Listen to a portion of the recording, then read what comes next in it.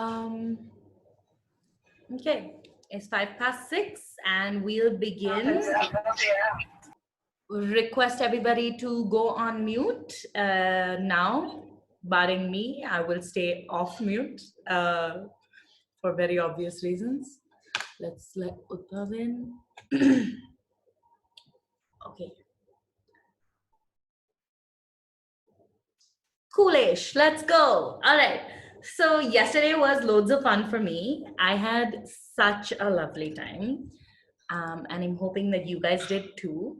And so we're gonna just jump in, and do all of the fun things. So I've got, I let you in. Okay. I have got, okay, I'm gonna let everybody in for the next 5 minutes, okay? Yeah, thank you. Mute on entry. All new participants will be muted. Yeah, that's fine. And then, what is it? Where is it? Okay, that's what I need. Okay, cool. So today, everybody, we are going to talk about one of my favorite things to talk about, like in general in the world, but also specifically to do with storytelling. It's the idea of perspective. Now, if you have experience with filmmaking or with writing, so this stuff is going to come back next week when I come back to talk to you guys about creative writing. But this is also called point of view. It's sometimes also called narrator, like what kind of narrator is it? And I think it's really important to how a story is framed, right? Now I'm gonna just like talk feelings for 3 seconds, just right off the bat. We are, the other part of being storytelling animals that we didn't talk about so much yesterday is that we are also constantly telling ourselves stories, right? And no, can't hear me? Can you, can everybody hear me okay? Put your hands up, if you can, thumbs up if you can hear me fine. Okay, cool. I just missed one word. Okay, all right, perfect, no worries. Was that I think I said the thing we didn't talk about last evening about how humans are storytelling animals is that we tell ourselves stories. And we're constantly telling stories about our lives and about our experiences. And stories are a way for humans to make sense of the things that are going on. And it's against this backdrop that I invite you to look at perspectives today, which is that when you tell stories, not only are you bringing a unique perspective to the story, a shift in the perspective of the story could give you new gifts, gifts that you didn't see the first time the story was told, right? So I'm going to ask you guys to challenge yourself creatively a bit. There is going to be a lot of reframing, rethinking kind of work today. But I know you're all capable to the task because you're all already storytellers. So this works out. Okay, I'm just getting my book out. So give me a second. Okay. So what is perspective? Now, the traditional understanding of perspective, which is what I'm going to start. Yes, manipulating and creating stories as well. Correct. The first part, the traditional understanding of perspective is of 3 kinds. The first is a first person narrator. So these are stories that we heard yesterday. I am blank. I was blank. I felt blank. Right? So they are all person centric. Most personal storytelling comes from this kind of place. So everything is in I. It could be in the past or the future. Future very rarely, past or present continuous, but all about me. My experience is my version, and so you can look at it through my eyes. This is very, very powerful. This narrator, this kind of storytelling is very powerful to get audiences to connect with you. So even if you're telling a story of somebody else and then you say it in first person, you will immediately have your hook. This is very effective when you work in corporate environments. If you put yourself in the center of the story, you say, this is how this makes me. So like, this is what this budget cut means to the organization, blah, blah, blah, nobody cares. I think this, whatever, and I frame it as a story for myself and the impact it has on me. And it immediately gets you a connection with the audience. So it is a very powerful way to tell stories in first person. The second person narrator is you. You all have come here today and you are going to go on a journey. Perhaps you're going to use your imagination and you're going to take flight and all become astronauts. And the you narrator is very experimental. When you do storytelling, you will use the you narrator very infrequently, but you can use it very well for emphasis. It can be a great way to invite the audience to reflect, and it's also the best way to ensure your audience is listening when you use a you narrator. Having said that, an entire 10-minute story in a you narration would be exhausting because you're expected to keep up the whole time. It's the sort of language that puts audiences on their toes, and you don't want audiences on their toes the whole time. You want them to be like, okay, well, oh, and then go back to their lives, right? Like, so that's the effect we're going for. So I would say I'm happy if people experiment with you narrators, but I would struggle, I think, personally. But yeah, if anyone's drawn and really feels like this is inspiring, then you should definitely do you stories. The most famous example of you narration in literature is this book by Italo Calvino called If on a Winter's Night a Traveler. Could I share an example of you narration? Okay, so you know what I'm gonna just do very, very quickly.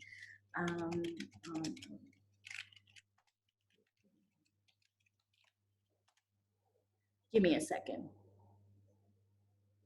Okay, I'm going to read you a small excerpt from this book. The writer's name is Italo Calvino. Very famous, very beautiful Italian high literature sort of thing. It's not everybody's cup of tea, but it's a great read if you can find it in you. I'm going to read you just the first 2 paragraphs because we asked for an example of you narration. You are about to begin reading Italo Calvino's new novel, If on a Winter's Night a Traveler. Relax, concentrate, dispel every other thought. Let the world around you fade. Best to close the door. The TV is always on in the next room. Tell the others right away, no, I don't want to watch TV. Raise your voice. They won't hear you otherwise. I'm reading. I don't want to be disturbed. Maybe they haven't heard you with all that racket. Speak louder. Yell, I'm beginning to read Italo Calvino's new novel. Or, if you prefer, don't say anything. Just hope they'll leave you alone. Right? So you have a sense of what the you narrator sounds like here. And for a whole book or for a whole storytelling performance, it would be a lot, I think. But that's just something I haven't explored yet. The third kind is the third person narrator, he, she, them stories. This is a great hit with traditional tales. Once upon a time, there was a king who, he was over there.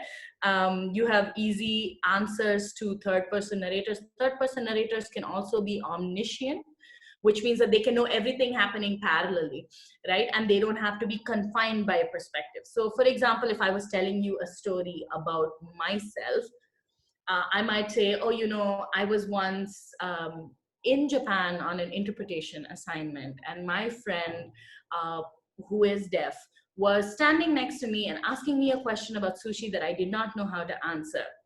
Now, I cannot communicate to you simultaneously everything about him and about myself and about the location because I'm telling you only what I saw. So this is the other side of eyes from my eyes, right? Whereas if you look at a third person narrator, there were 2 people standing in line for sushi. One of them was deaf and one was hearing. The man who was deaf turned to the woman and signed to her, asking, is this fish? Now, do you see what the third person gives us that the first person doesn't? It gives us the idea of being outside. Imagine yourself as a director or a cinematographer or someone who's looking at the story externally. What people love to use third person for is for communicating wisdom. And I know that's a weird way to phrase it, but if I look at corporate contexts for where you would use third person, it would be our business has decided to blank. The bosses will continue to look after us, maintain our order. They will ensure whatever. It is a very and this is not, there's nothing logical about what I'm going to say next, but there's something very comforting about third person voices. And the reason we find it comforting is perhaps because we are most exposed to third person stories. We're most exposed to third person writing. Right from when we're children, we're told stories that are all in third person. We're most comfortable in the third person space.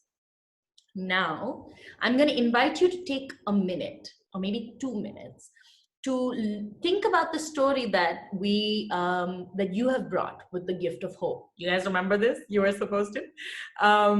So I want you to look at your story about hope. And I want you to see if you can identify the narratorial style. So just identify the perspective of the story. Is it a first person story? Is it a second person story? Is it a third person story?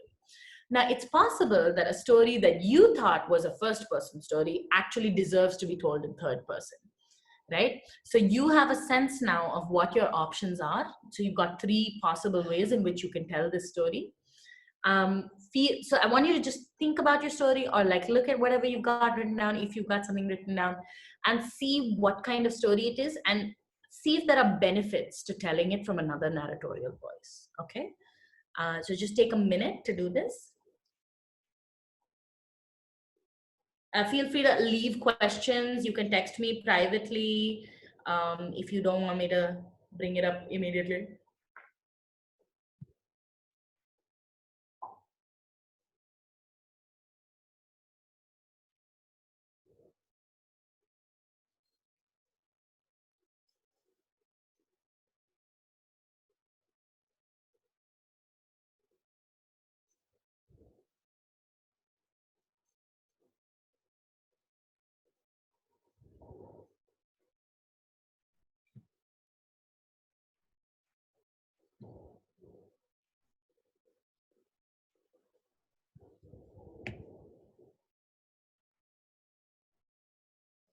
Thirty more seconds. I don't see any questions, which means I hope everyone's doing fine.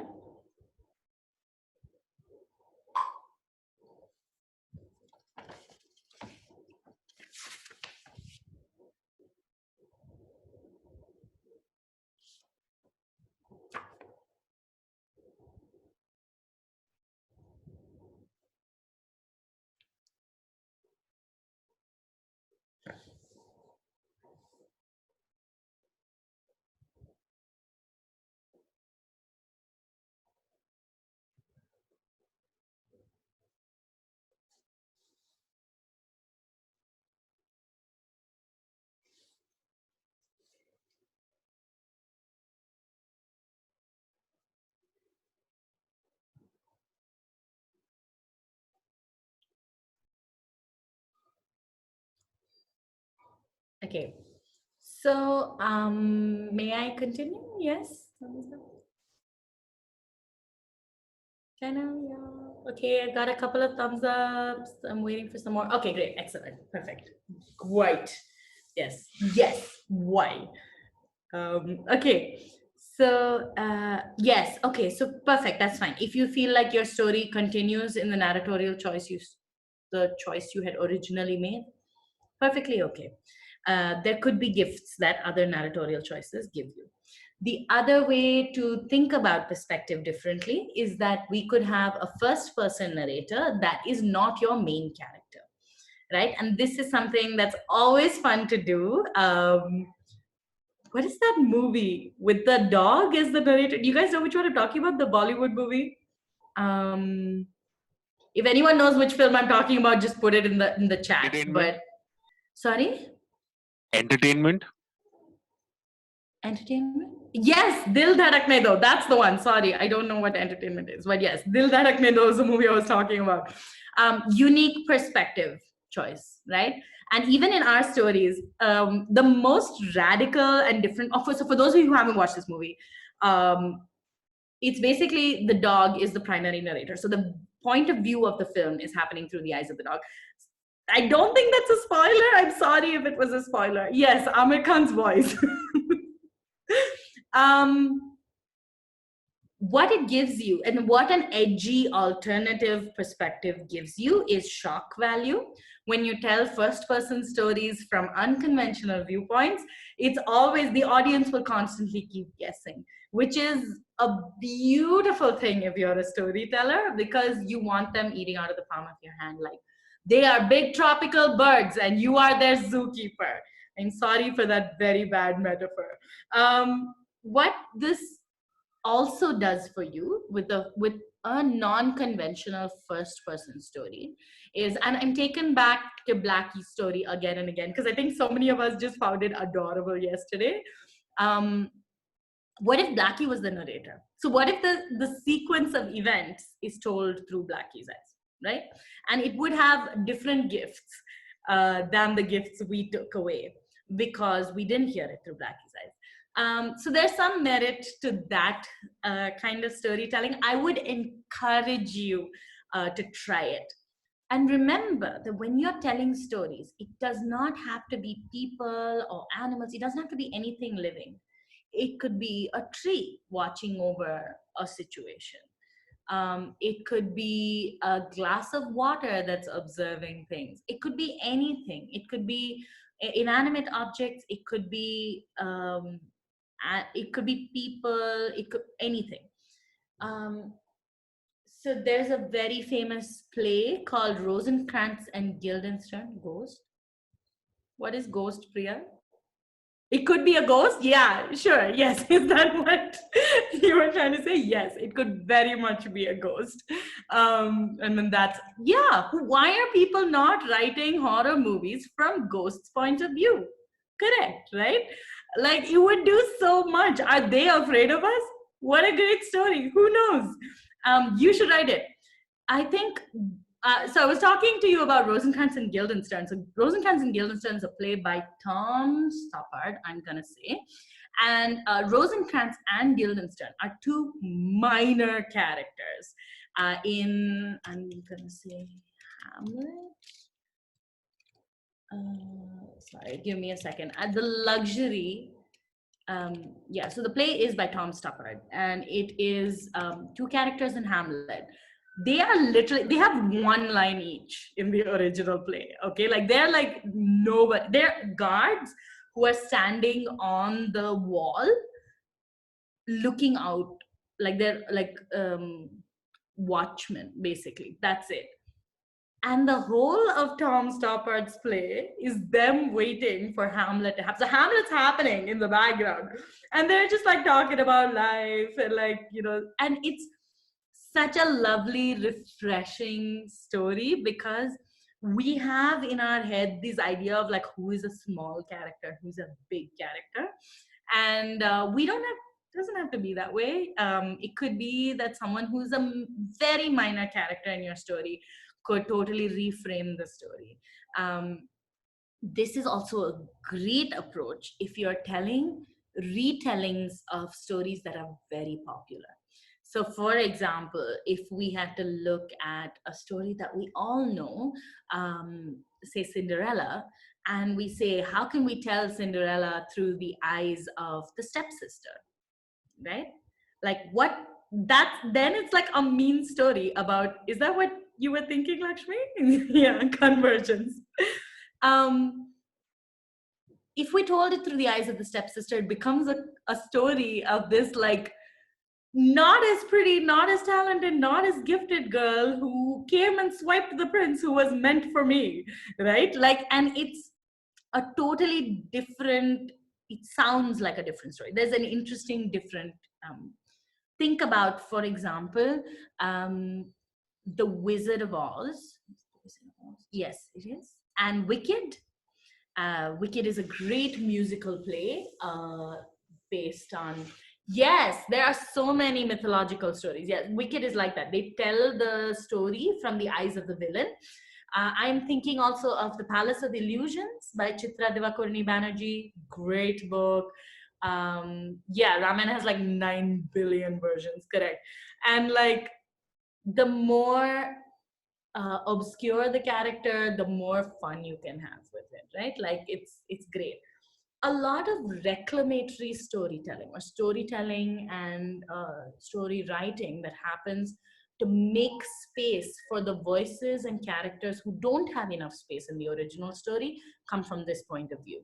So the 300 versions of the Ramayana, like 200 of them might be Sita stories because Sita has so little space in the original Ramayana of her own. I also think about this in the context of storytelling about people with disabilities. People with disabilities don't get to tell their own stories. They're often other people tell their stories for them. So it's to change perspective and to change who the protagonist of the story is, gives us, makes space for other characters to show us their lives, to tell us what they think about, tell us what their hopes and dreams are about. So if any of you are feeling inspired to do a traditional or a mythological tale or even just a fairy tale, perspective shift is the most powerful way to keep it fresh and real. Take 1 second, not 1 second, 30 seconds to look and see if your story could benefit from a perspective shift to another character. If you're not doing personal stories, this is a great idea to revision your story. Take 30 seconds. No.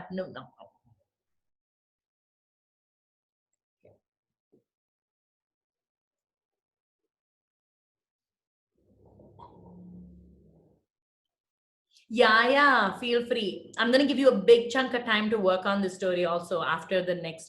So we're going to do something for 5 to 7 minutes. And then you guys are going to get 10. What is 10 minutes? You're going to get 10 minutes to work on your story. And then, yeah, so yes.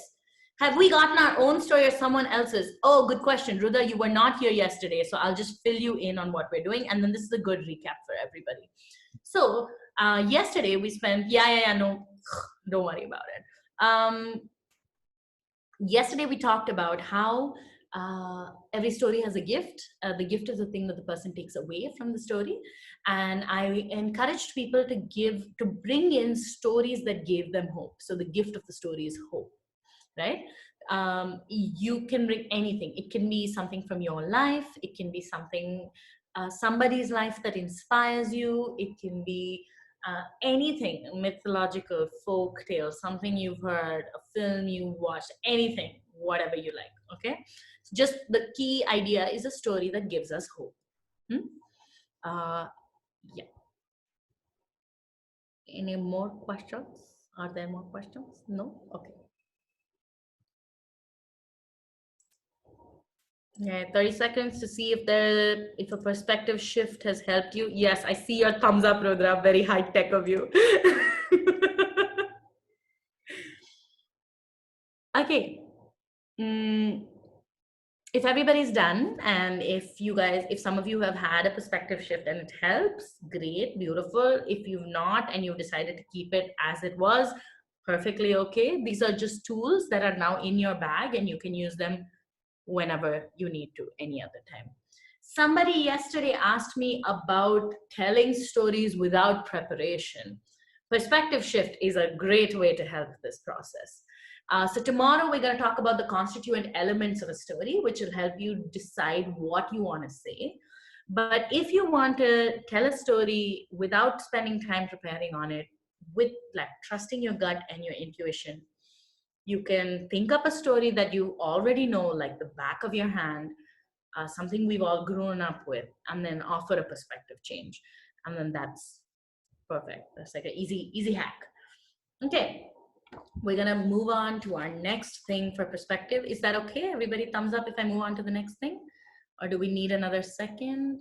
Okay, I saw a couple of thumbs up. Okay, cool. Okay, lovely. All right, I'm gonna go ahead and move on to the next thing. Okay, now what we have talked about is, and to use the metaphor of filmmaking again, because it's a great, easy, we understand it. What we've talked about so far is where we put the camera. Do we put the camera over someone's shoulder so that it's through their eyes? Do we put the camera and follow someone around? So that's a you story. Or do we put the camera somewhere and then we move on with our lives? That's a third person narrator, right? Now that we know how the camera works, we know where we can put it, I'm gonna show us what zooming in and zooming out looks like. Okay, so to keep that metaphor alive, there's two ways we can do it. One is time. So storytelling time is the most fascinating thing in the world, because you could tell a story for 2 minutes and it could cover like 400 years. Or you could tell a story for 45 minutes and it could only cover 5 minutes of your life, right? And everything that you went through and felt.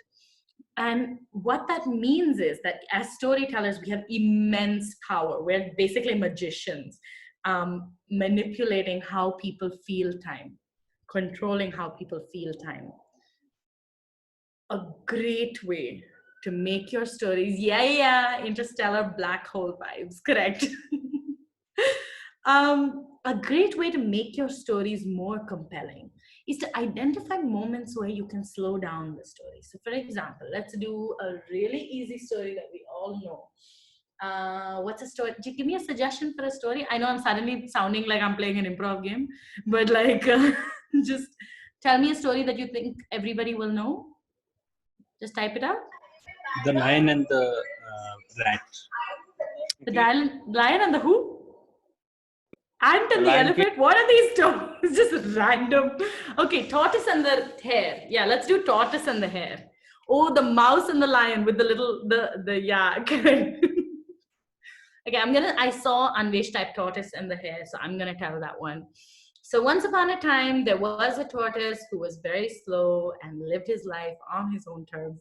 There was a hare who was fast and arrogant, rushing through everything every day of the week.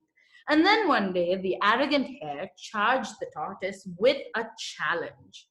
He said, if I beat you to the end of the race line, what will I get? Something, whatever. I am the winner, the supreme fastest, whatever. And the tortoise says, no, I don't think you will do that. And so they set off on this race that everybody was sure the hare will win. And then during the race, the tortoise is off to a slow and steady start, walking through every inch very slowly at his usual tortoise pace. The rabbit, however, has rushed off into the distance. Speed, speed, speed, speed, speed, speed, speed. That's all he cares about. He comes to a meadow. It is a field of carrots. What better place for a rabbit than a field of carrots? He smells the way the carrots smell, the fresh green leaves catching his eye, and he thinks to himself, what if I stayed here for a moment? What if, instead of speeding along, I had just one juicy, delicious carrot for myself?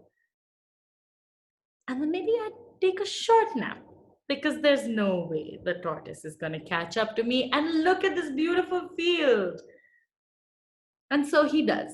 He picks up a carrot, fills his belly with it, falls asleep while the tortoise walks slowly past all the way across the finishing line. He wakes up, he's crossed, he's won the race. Nobody can believe it, but where's the hare? The hare is still far away taking a nap because he underestimated the tortoise. Okay? So, you guys noticed which moment I chose to slow down? Yes? No? Unmute and just say things if you want to. Yes. Right? So it's how did I slow it down? This is a great way to see how we can slow time down. So this is a story we all know. Yes, when the hare decides to chill a bit. This is a story we all know. We already know that there is a moment of pause, right? Yeah, good thing. Good catch, Lakshmi. Good catch. Yeah. Yes. How did I do it? Okay, guys. All right, cool. Thank you. Both of you. But yes, spot on. First is, it was a moment of decision making. We already knew, as people who are very familiar with this story, we already know what's the beat, right? What is the point in which the story itself slows down. The story itself changes. We call this the transformative moment in a story. And we recognize this in our guts. When we watch a movie, when we see a play, when we hear a story, we already know the moment, which is like a and then moment. We are all already attuned to this, which goes back to what we were saying on where stories come from. We're listening for, oh, the lion was there and then it wasn't, right? Because we're intuitively built for that. And like Abhishek said, the way I stretched out time was by increasing description and detail, right? So you could smell the carrots, you could see the carrots, you could hear the indecision that the hare was going through. And detail is the strongest thing you have in your arsenal as a storyteller. It's like the most, this is the real, like those are your black holes.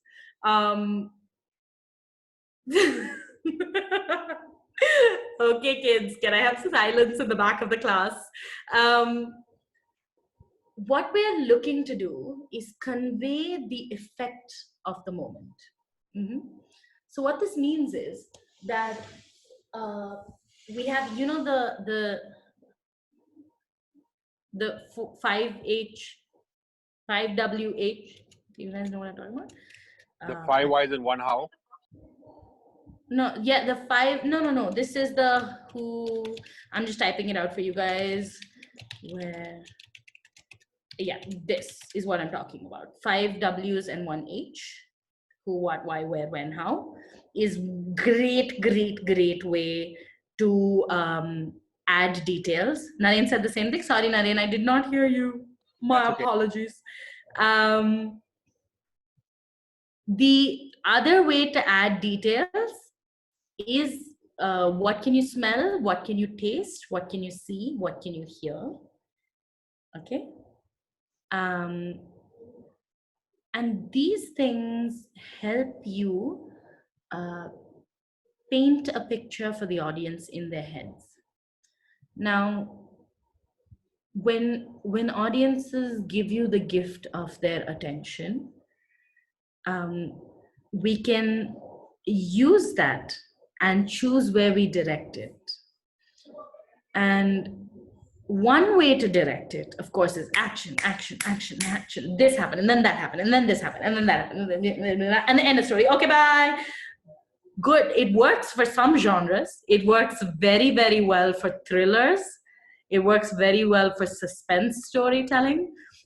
Like when you're telling like a horror story, you don't want like a long passage of like how the garden was green and there were daffodils before the axe murder. We only care about the axe murderer, right? We don't care about anything else. It works for lectures. It works for like when you know other people have an economy of time. So you know that this person's in a hurry and they just want you to get to the point. Don't use details then. I mean, use details, but don't use description then. But where storytelling is concerned of other kinds, so I'm not talking about any of the nonfiction stuff. So if I leave out suspense, and even in suspense and horror, and even in these genres which have a lot of action really quickly, description at the right place at the right time is beautiful. So if I didn't describe the daffodils, say, and there's an axe murderer coming there, but I described the axe murderer's axe in very like super detail, great. I'm terrified as an audience member. I'd be like, oh God, just this axe is the most scary thing. What we leave out from our details is also very powerful. So let's say I do something just 5 lines, and I would do something like, she woke up to the sound of her alarm. She brushed her teeth like she did every single day. She was looking forward to the operation this evening because it meant she would finally see. So what did I give you details of? Her inability to see was contained in the details I was giving you, right? but I left it out. And if, say, I had built those lines up, and if, say, this was a 6-minute story instead of a 4-line story, and I spent a lot of time constructing her world but leaving out a sense, it would be a very powerful way to talk about disability, right? Oh my God, it's 6:40. Okay, all right. So now that you know about details, everybody go take 5 minutes, 6 minutes. You were supposed to take 10, but take 6 now. Take 6 minutes, put down everything you need to know about the story. Change your perspective if you want, change your story if you want. It just has to be a story about hope. What I need from you, though, is to identify 3 moments in the story where description will be used to slow it down. Okay, so one is right up front. So the first sentence needs to be descriptive. Set the foundation, like show me where the story is happening.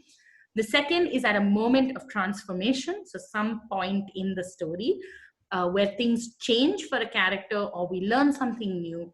That needs to be your second moment of description. Your third moment of description can be anywhere you like. Actually, just do these 2 if you want, because I realize 6 minutes is very, very little time. Shankar, is that a question?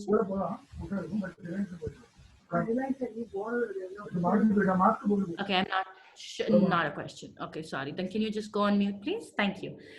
Okay, so yeah, 6 minutes. It's 6:41. We'll work till 6:47.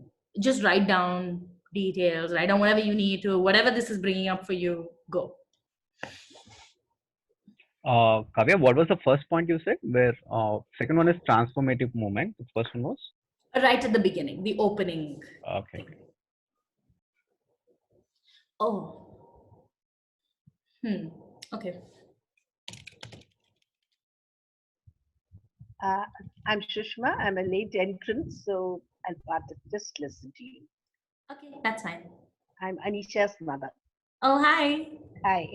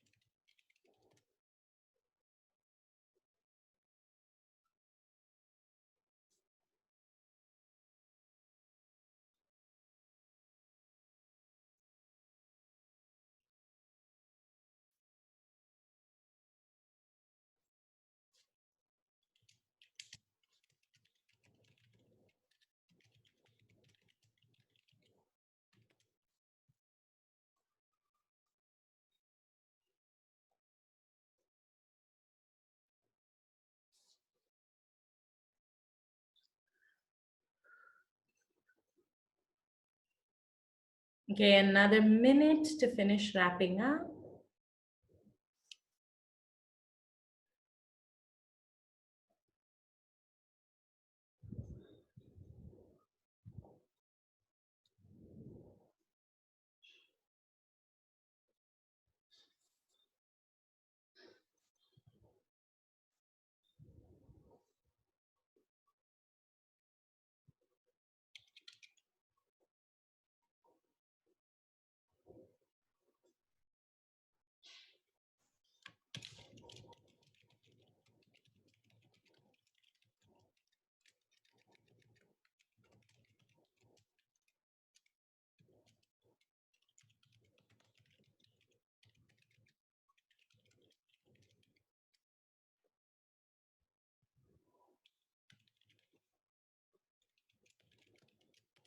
Okay, and it's 6:46, and I cannot give you any additional time because I'm very late and I am distressed about being late.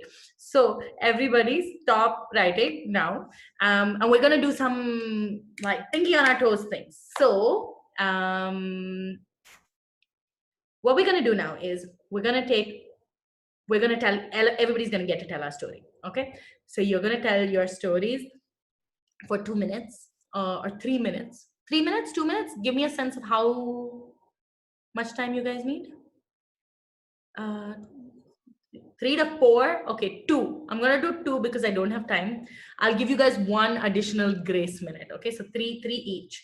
I'm gonna put you guys in a breakout room now, which means that you will have only, how many people are in this call? 26. So there's going to be only 1 more person in your group, okay? So we're going to go out into a room. You're going to tell your story to 1 other person. So there's a first teller. The first teller finishes. The second teller finishes. You guys say thank you to each other and then you leave. Now, there's some of you who have written to me saying, I don't have a story yet, I don't want to tell today. I want to only listen, which is perfectly okay. And that's a great way. That's also perfectly fine. Okay. So let's see how this works. And then I will try to, okay. Okay. 25 participants. Okay, so there's 25 of you guys, and there's 3 people who have said that they're not ready yet or not looking to tell yet. Okay, 4 people who are feeling that way. Okay, so I have 2 options, which I will make to you guys very quickly. The first one is that I will assign you guys into rooms. Okay, so that's 1, 2, 3, 4. Okay. And then you can tell anyway if most people feel like telling. The other option is, okay, all right. The other option is that we can do 2 or maybe 3 stories that we can share publicly. Second option. Actually, I'm going to give you guys a bunch of options. Okay, sorry. I'm seeing the chat now. Everybody's born ready, boss. Correct. Listen to most sample. But like, I understand. I think it's been a lot of information and a lot of new tools for you to try. So there's 3 things that we can do now. And I will ask for a show of hands for you guys to pick which of those 3 things. The first thing is that we have time for 3 volunteers to tell a story. So anybody who's feeling inspired, who's done with their story, who'd like to share, who's okay sharing with the whole group, we can do it like we did yesterday. We can do 3 stories. The second option is that I give you guys the next 10 minutes of this session to work on your stories. And then tomorrow, after I give you the last piece, we can do all our stories and all of us can share, and it can be like something we've worked on. The third option is, yes, okay, thank you. Just summarizing. No, let's listen to some stories. Okay, so the third option is that we take this as homework. So our story work that we do is on your own time. And I can tell you guys a story that I had prepped for this class. Those are our three options right now. Moses, yeah, yes, those are the three options. Please say 1, 2, 3 very quickly, quick. Okay, that's okay. Correct. Agree with Anvesh. Can we have you share your story and 2 people share their stories? Good. That's a great option, Anisha. Thank you for suggesting it. I like Anisha's also. So what we can do is that will maybe mean that we extend by 5 to 7 minutes. I'm not more than 10, hopefully. Is that okay with everybody? Yes. Okay, great. Perfect. So then here's what we're going to do. Yes. What we're going to do is we will do two or 3 stories based on how much time. So we'll run our stories till 7. And then I will do a story for about 5 minutes, 5 minutes tops. Okay. And then we'll still be okay on time. Okay, fantastic. What a lovely, good, workable solution. Thank you so much, everybody. If anybody wants to volunteer to tell a story, if you're feeling inspired and you're feeling ready and you want to take a risk and just land, jump both feet in very quickly, just write off your name in the chat or just like unmute yourself and say me.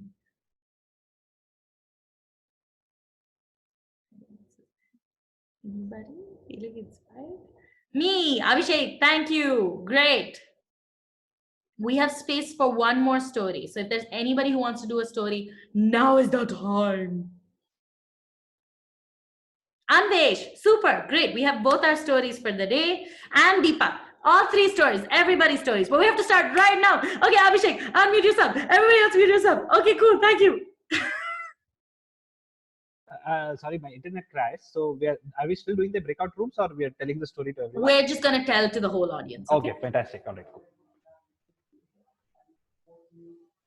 Okay, so am I telling now? Start. Oh, okay. Okay. Once there was a girl who could ride a bike so fast that you could barely see her.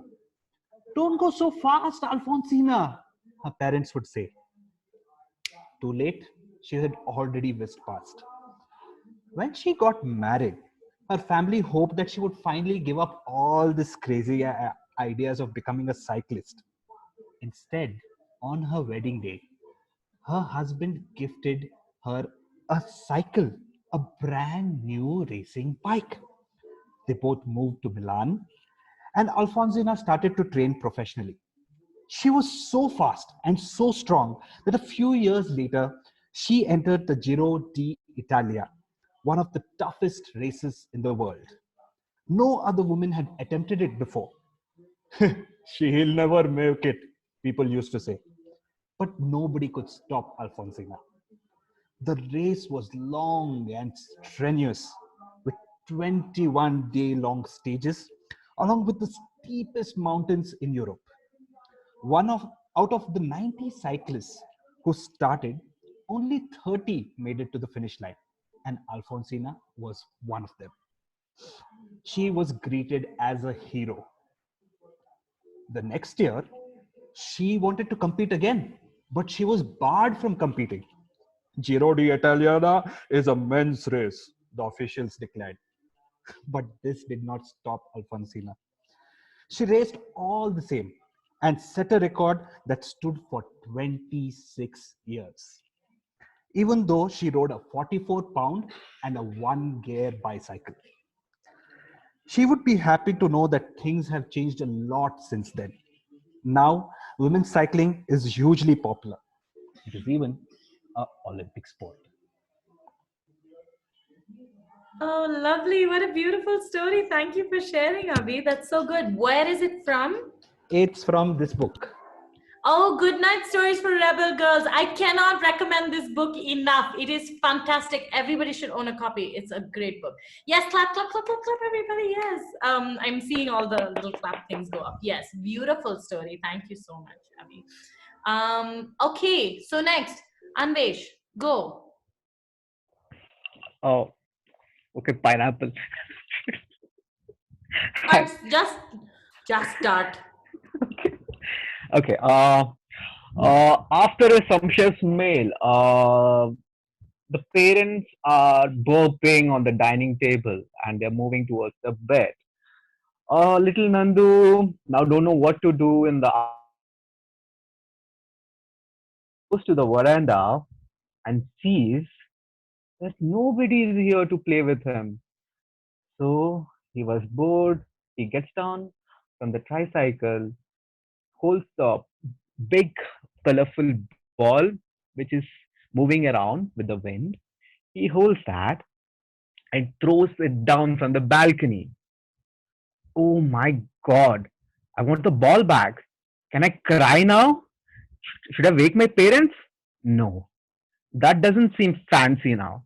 Let me get the ball down.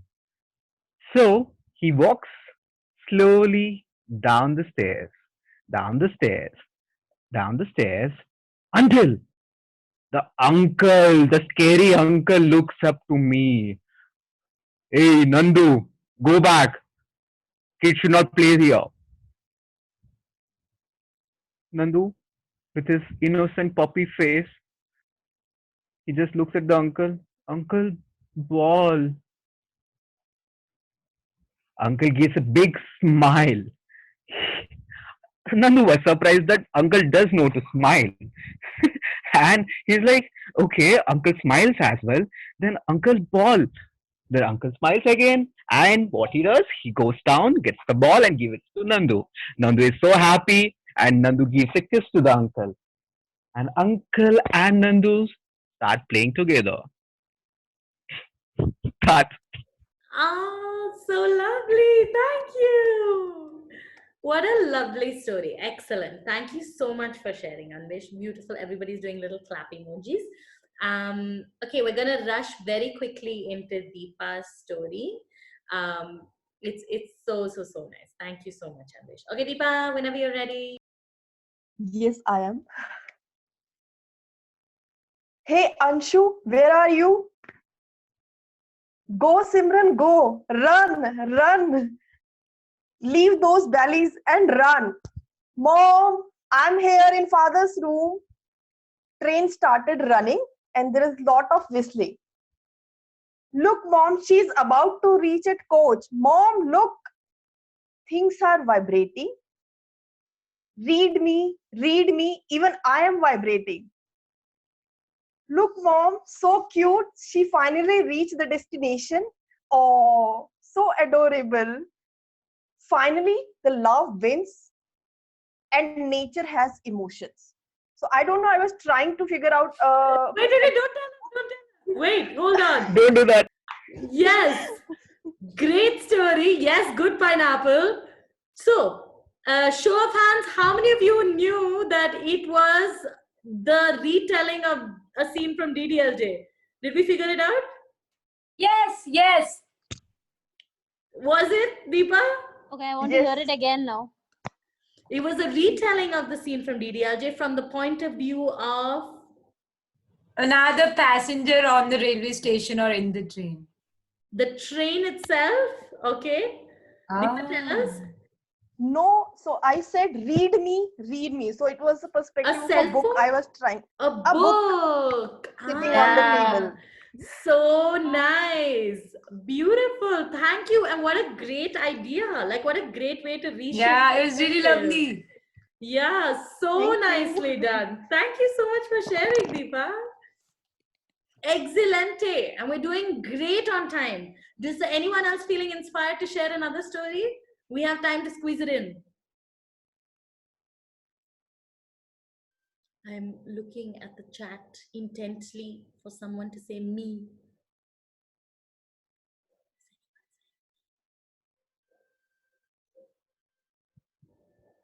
Okay, nothing. Okay, fine. All right. Well, you guys all have to tell tomorrow. So like, life's hard. And then you're going to continue to tell, and we're going to keep working on this.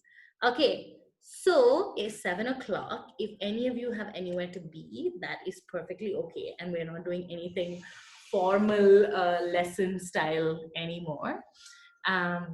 Yeah, within the house. Yeah, only if you need to go to Bartan, like that's the only excuse with which you leave. So I would like to tell you guys one of my favorite stories ever to tell. A couple of my friends who are in this chat, in this Zoom call, might already know this story. But it's I think it's one of my favorite stories ever, and it is a story that gives me the gift of hope all the time. What's interesting about this story is that it is a first-person story, but it is not my first-person story. It is an essay that I read online. And sometimes I think art has this power where you see something and you're like, oh, no, but this is about me and it's my life and my experience. And that's sort of what happened with this story. I read this essay told in first person, and I was like, I need to tell this and I need to tell it in first person. I need to keep it as is. So this piece is called Let's Go to Jerusalem for Soup Again. Woo! I went to college at the University of Tel Aviv. I moved away from home for the first time in my life, and I did not move to the next city, the next town. I moved across the oceans to another continent. At the University of Tel Aviv, my best friend was the girl in the room next to me. We immediately hit it off. We were the only two vegetarians on the campus. And so we would go hunting, scrounging around for vegetarian food. We would make each other little meals. And every Friday night, we would go to Jerusalem. It was a 40-minute bus ride one way, but everybody went to Jerusalem because there was nothing to do in Tel Aviv. And so we would take the bus and go all the way to Jerusalem to party, to spend the nights on Ben Yehuda Street, where we could see the lights and get a beer and look at the world go by. And then we discovered this beautiful little restaurant called the Village Green. Now, the Village Green was right off the busiest street in Jerusalem. And it was a vegetarian restaurant. My best friend and I were delighted. It was a family-run restaurant. A husband and wife made all the recipes. When you pushed open the door, you could smell the freshly baked bread. And we would go back. And the one thing we would have at the Village Green was the soup. Oh my God, the soup. I have been making soup all my life. I've made it for weddings and for funerals. I've made it for birthdays and for graduations. And every time I make soup, I say, this is good soup, but it's nothing like the soup at the Village Green. And so we would go, my best friend and I, we'd take the bus and go 40 minutes one way just for a steaming bowl of soup. It became almost a ritual with us. And when we were in college, 40 minutes for one bowl of beautiful, fantastic soup sounded like a great deal. We had nothing better to do than to find the things we loved and follow them. And so we did. Every Friday night, we went to another city just to have soup. I went back home that summer and spent the whole summer telling my mother about this soup, this fantastic, beautiful soup. And so she decides to get on the flight with me and come down to settle me in for my second year of university. And when she comes, she says, how about we get some soup? And she would say, let's go to Jerusalem to get the soup, because the idea of going to another city for a bowl of soup felt as exotic to her American mind as going across to Paris for lunch. And so we would go. We would go to Jerusalem for soup again and again and again. The years went by. I put on my graduation robes and I took them off. I put on my business suit for my first job interview, and I took it off. I put on a bridesmaid's gown for my best friend's wedding, and I took it off. I put on the bride's gown for my own and took it off. I put on maternity pants for the first time, took them off, and put them on for the second time, only to take them off again. And through all of this time, through the friends and family that I made and kept meeting, I would be making soup for them all the time. And so imagine my delight when I get invited to the University of Jerusalem to give a talk. It had been 20 years since I had graduated. And the only reason I said yes to this invitation was to go and have some soup again. And so I accept the invitation. I take my 2 young boys, one a toddler, one just a baby in my arms. We get on the flight and I say, okay, fine, it's okay. It's a 20-hour flight, but it's going to be worth it because there's going to be a talk. And at the end of the talk, there will be a bowl of soup. The flight is small. It is uncomfortable. It is late. The children are tired and cranky. I'm afraid my baby is going to be the baby that will be crying and keeping the rest of the flight awake. I try not to worry about it. The seat before mine is too close to my knees. I have a crick in my neck from being at the wrong angle, but you know what? It's all going to be fine. It's going to be fine because I'm going to go to Jerusalem and I will have soup again. And it will be worth it. So we get to Jerusalem. Nothing goes according to plan from the minute we land. I finish my talk. The audience applauds. And this is all I've been waiting for, to go back to the village green, to find my soup. I look up the village green on Google Maps and it says it's closed.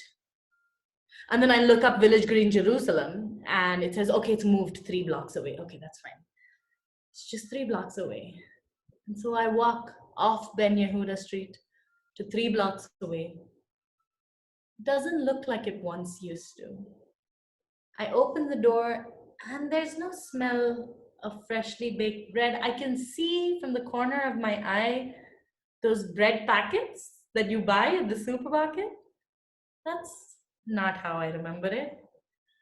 And I walk up to the counter and I look at the menus. Everything's changed. It's glossy now. I go to the man at the counter and I say, I used to come here 20 years ago. I used to love your soup. And he says, oh, you know, my wife and I started this place together. You must have been one of those college students. Well, nothing's changed. You know, we've kept the recipes as we would because we make it with the same love. I cannot contain my excitement. I look at the list and I say, oh, broccoli and cheese. That's the soup I want. I want a bowl of broccoli and cheese soup. 2 hummus with carrots for my sons because I don't want them to get in the way of my big moment. I pick up the plate of soup. I sit down. The hummus and carrots have been dispatched with. I put my spoon into the bowl of soup. It's just soup. I take another sip. It's just soup. I put my spoon down. It's the soup that I could make. The soup that anybody I knew could make. It wasn't even very good soup. It was just average soup that anybody might make. And then I realized maybe it wasn't the soup. Maybe it was me. Maybe my capacity for delight had shrunk to the head of a pin. Maybe I was the problem. Maybe it was that finally I thought 20 hours was too far for a bowl of soup. And when I thought about how my life had gotten to the place where something that was magic and delight and everything I wanted could be mundane and just something I could make, I looked down. And I noticed my older son finishing up the last of the soup. He looks up at me and says, Mama, can we come back to Jerusalem for soup again?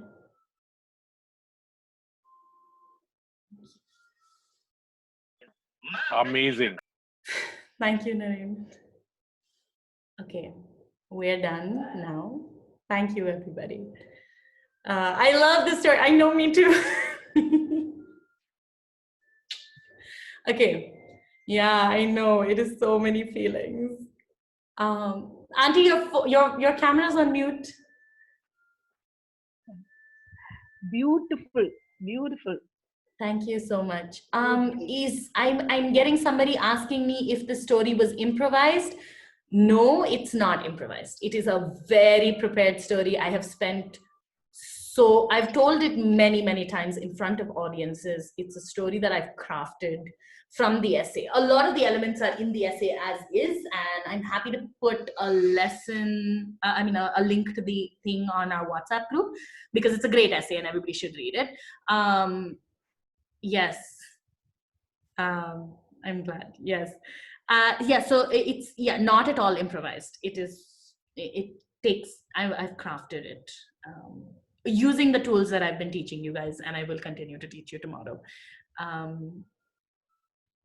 Okay, we are done. You are not on the WhatsApp group. This is okay. I will ask someone to help you figure that out. Yeah, okay, cool. Yeah, Mustampa's got it. Yes, I know, right? Like when you go back to something that you've left so many years ago. Yeah, I completely understand. Okay, it's 7:11, which is more than I said it would be. I love that yes, that's the power of storytelling, right? Like my interstellar black hole magic, that it was a 20-year story. Okay, thank you everybody today for your patience and your time. We are all done. Yes, I'm available for you to text, and you can reach out to me on Instagram, and I will see you tomorrow at 6 o'clock. Tomorrow, we're going to be working on the elements of the story. So those of us, any homework for tomorrow? So those of us who did not tell today, I would like you to think of a story of hope. If you've already told today, feel free to find a new story of hope, or find a new story that you'd like to work on tomorrow. And we're going to do some crafting kind of work tomorrow on what are the elements of a story. Mm-hmm. Kavs, I'm sorry to interrupt you. There's a feedback form. Yes. Please fill. Yeah. Yeah. The captain Everybody fill the feedback. Yeah. Okay. All right, lovely. Kavya, I'm a new entrant, so in the sense. Yes. Mom, I'll tell you the details. You need to fill up a form. Okay. Thank you. Thank you so much, Kavya. Thanks, everybody. All right, see you all. Take care of yourselves. Rest. Please message me. Connect on Instagram. Okay, bye.